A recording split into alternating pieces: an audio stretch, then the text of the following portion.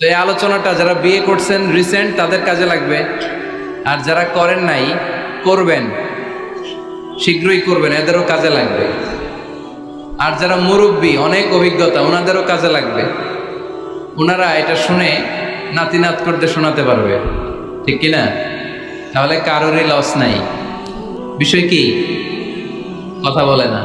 দম্পতি বোঝেন? বুঝেন? স্বামী আর স্ত্রী বানায় যেজন মিস্ত্রি, সে বড় আজব কারিগর ও মনরে সে বড় কঠিন কারিগর, ঠিক কিনা? পৃথিবীর প্রথম দম্পতি হচ্ছে সাইয়েদনা আদম আলাইহিস সালাম আর হাওয়া আলাইহিস সালাম। পৃথিবীর প্রথম স্বামী আদম আলাইহিস সালাম, প্রথম স্ত্রী হাওয়া আলাইহিস সালাম। ওয়া কুলনা ইয়া আদম উসকুন আনতা ওয়া যাওজুকাল জান্নাহ। আল্লাহ বললেন, আদম তুমি আর তোমার জোড়া বা তোমার স্ত্রী দুজনে মিলে জান্নাতে থাকো। তাহলে ওনারা ছিলেন স্বামী আর স্ত্রী, ঠিক কিনা? তাহলে এই দাম্পত্য সম্পর্কটা এটা জান্নাতি সম্পর্ক। কি সম্পর্ক? উত্তর দিতে হবে দৌলতপুরের ভাইরা। রাগ করছেন আমার সাথে? শীত লাগতেছে?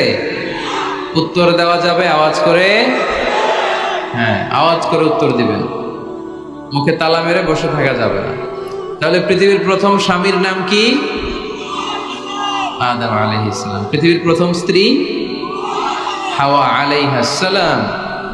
এই দাম্পত্য সম্পর্কটা বড় মধুর, বড় গভীর, বড্ড ভালোবাসার, ঠিক কিনা?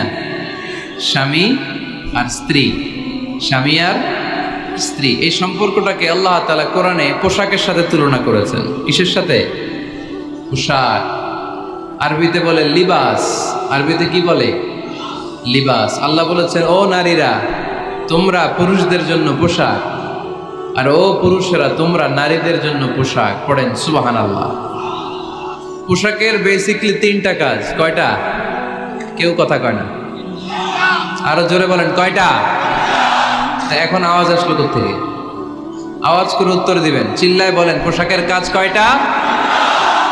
এভাবে শেষ পর্যন্ত খোঁচায় যেন সাউন্ড বের করা না লাগে, স্বপ্রণোদিত ভাবে উত্তর করবেন, ক্লাসের মতো হোক। তিনটা কাজ। এক নম্বর কাজ হচ্ছে পোশাক ইজ্জতের আবরু, লজ্জাস্থান ঢেকে রাখে, ঠিক কিনা? আমাদের লজ্জাস্থান ঢেকে রেখেছে আমাদের পোশাক।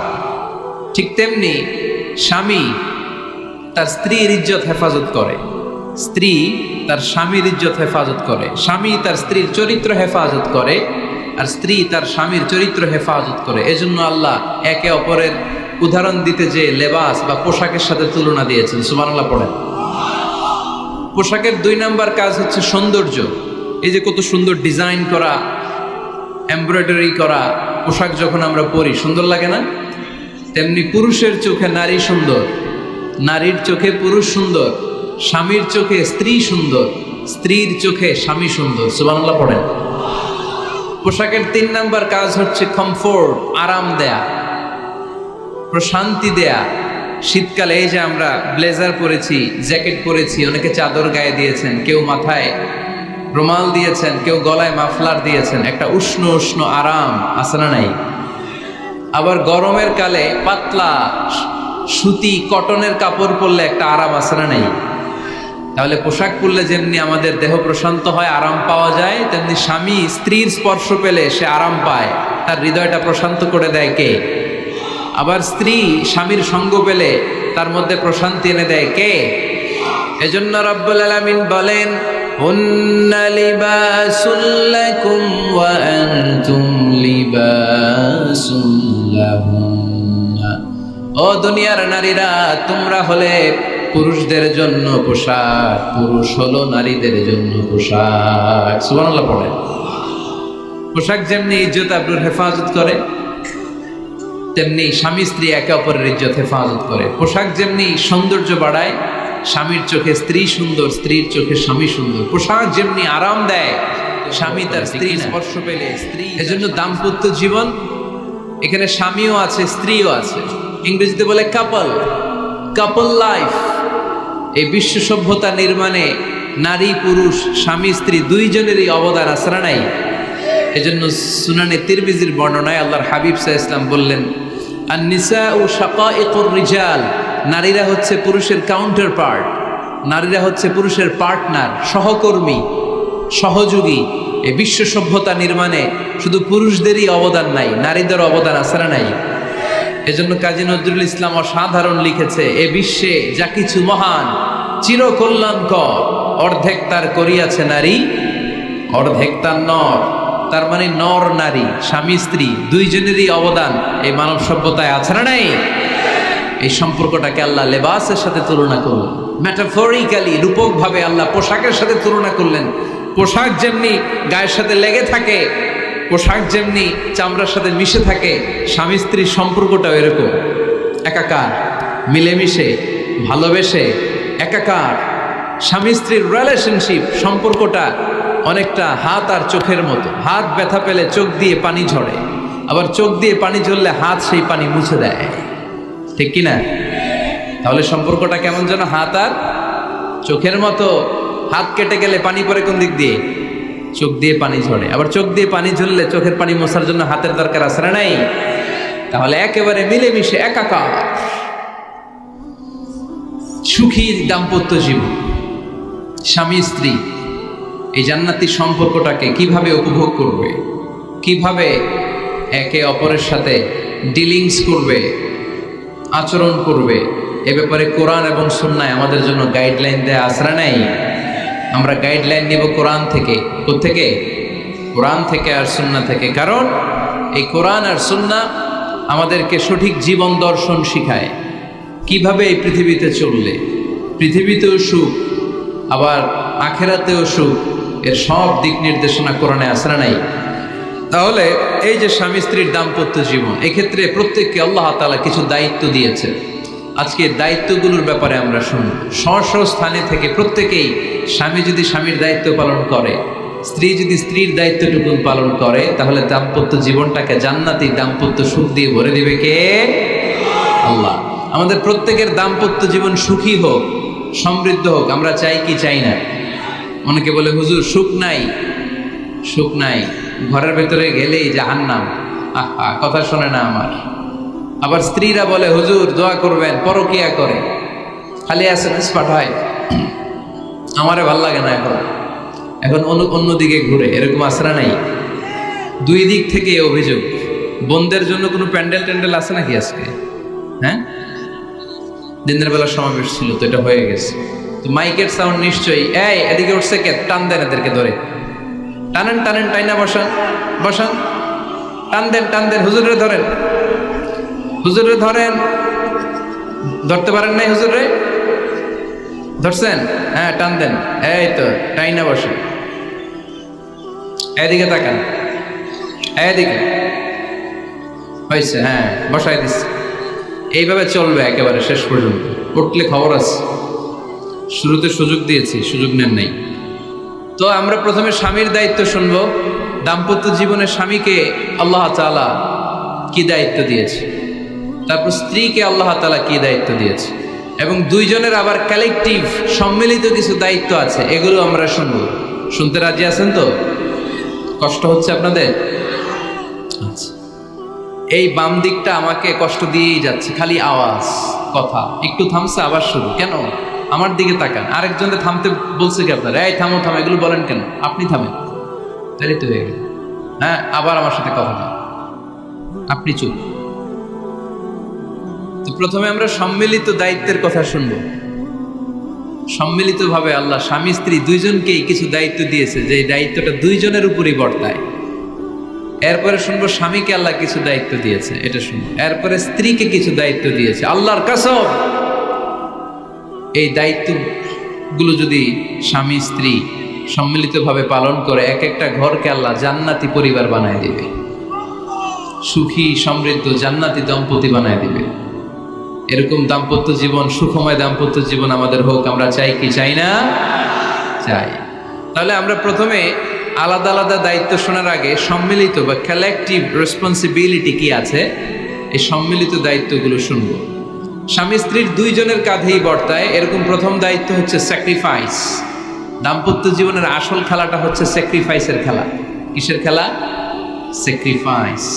এটা লাগবে। আমার বোনেরা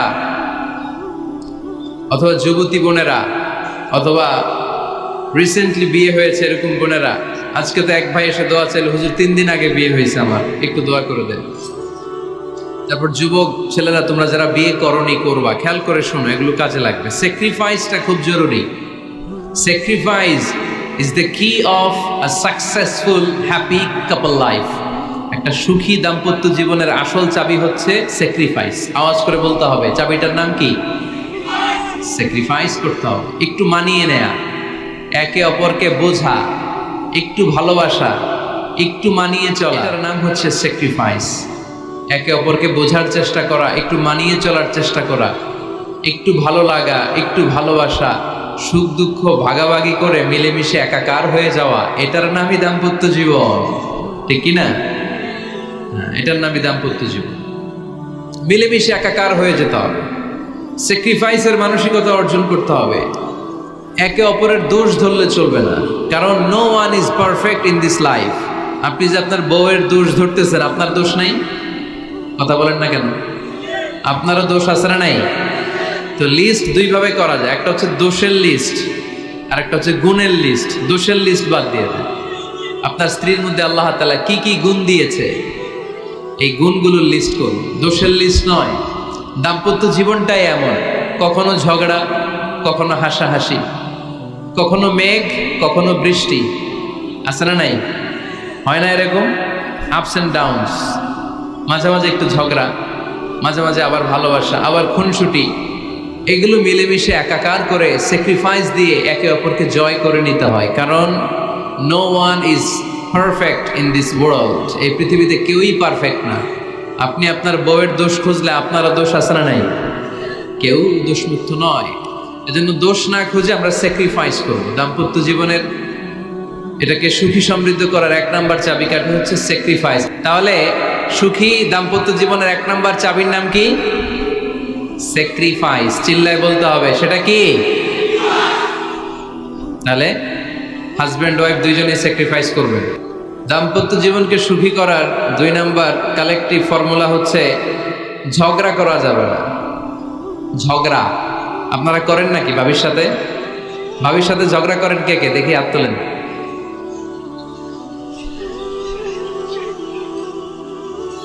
এদিকে সব আল্লাহর ওলি, এরা ঝগড়া টগড়া করে না। আপনি করেন? এই সাহসী সন্তান আছে কিছু, মাশাআল্লাহ। ঠিক আছে, বেশি করেন না আবার। হ্যাঁ ঠিক আছে, ঠিক আছে, তোমরা করো, বুঝছি, আপনারাও করেন। ওকে, না ঝগড়া করা যাবে না। একজন ঝগড়া শুরু করলে আরেকজন চুপ থাকতে হবে। দুইজনই ঝগড়া করলে, দুইজন রেগে গেলে ঝামেলা আসরা নাই। স্বামী রেগে গেলে স্ত্রী চুপ, স্ত্রী কখনো রেগে গেলে স্বামী চুপ, দুইজনই রেগে গেলে তৃতীয় বিশ্বযুদ্ধ, ঠিক কিনা? এই জন্য ঝগড়া করতে দেয়া যাবে না।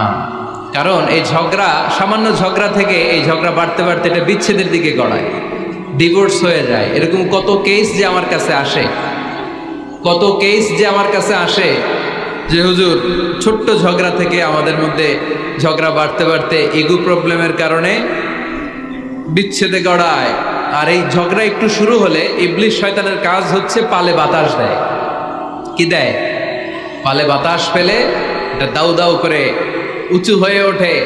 আগুনের মধ্যে যেমনি কেরোসিন ঢাললে দাউ দাউ করে জ্বলে, সামান্য ঝগড়ার ছোতা পেলে ইবলিস শয়তান খালি দাউ দাউ করে এই ঝগড়ার আগুনকে জ্বালিয়ে দেয়, ঠিক কিনা? এই জন্য ঝগড়া করবেন না, মেহরবানি করে ঝগড়া শুরু করবেন না। যে কোনো মূল্যে ঝগড়াকে থামায় রাখতে হবে। তো ফ্যামিলিতে ঝগড়া অনেক সময় হয়ে যায়, কিন্তু একজন ঝগড়া করলে আরেকজন চুপ থাকতে হবে। ঝগড়া নিয়ে একটা মজার গল্প আছে, শুনবেন? বিশৃঙ্খলা করলে তো গল্প শোনানো যাবে না, একেবারে চুপ। আমার দিকে তাকান, তাকিয়েছেন? ঝগড়া নিয়ে যে গল্পটা, সেটা হচ্ছে এক স্বামী ওয়াজ শুনে বাড়িতে গেছে রাত 11টায়। বাড়ির কাছাকাছি যেতে না যেতে স্ত্রীর আবার স্বভাব হচ্ছে রাতের খাবারটা স্বামীর সাথে একসাথে খায়, আলাদা খায় না। বাড়ির সামনে যেই স্বামী ফোন দিছে ওয়াইফকে, এই শুরু করার আগে দরজাটা খোলো, আমি চলে আসছি। তো ওয়াইফ এসে দরজা খুলে দিচ্ছে। এবার স্বামী ঘরে ঢুকে বলে, শুরু করার আগে রাতের খাবারটা দিয়ে দাও টেবিলে, খেয়ে ফেলি। স্ত্রী বেচারি ডাইনিং টেবিলে খাবার দিয়েছে, হাজবেন্ড বেচারা ওয়াশরুম থেকে ফ্রেশ হয়ে ডাইনিং টেবিলে বসেছে, স্ত্রীও বসেছে, তো খুব বড্ড গরম। হাজবেন্ড বলে শুরু করা